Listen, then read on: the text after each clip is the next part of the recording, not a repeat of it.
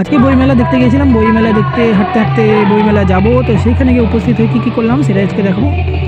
এই ছিল বইমেলা গেট। গেটটা অনেক বড় ছিল, পাশে সেলফি জোন ছিল বই তোলার জন্য, কিন্তু অনেকে তুলছে, আমি এত তুলিনি। এবার বইয়ের মেলার ভিতরে ঢুকতেই কিছু দেখলাম, কিছু লোক এদিক ওদিকে ঘুরে বেড়াচ্ছে। কি আর করা যাবে, এত বড় মেলা, কোথায় যাব কিছু আর খুঁজেই পাওয়া যাচ্ছিল না। তবে লোক ছিল যথেষ্ট বেশ ভালো। তারপর তো মনে হলো কেউ কেউ বই ওখানে সত্যিই পড়তে বসে যাবে। তারপর আমি একটু আগিয়ে গেলাম, আগিয়ে যেতেই অনেক বই ছিল। এখানে আবার একটা বিশেষত্ব ছিল, পুরনো বইয়ের দোকান, অর্থাৎ পুরনো দিনের যে বই সকল, সেই পুরনো বইয়ের স্টলও এখানে রাখা হয়েছিল। চলতে চলতে দেখলাম হঠাৎ সত্যি কেউ পড়তে বসে, না না না, এটা একটা ডামি মডেল। এই কম্পিউটার দোকানে কীভাবে আধুনিক পদ্ধতিতে পড়ানো যায় কম্পিউটারের মাধ্যমে, তা এখানে দেখানো হয়েছে।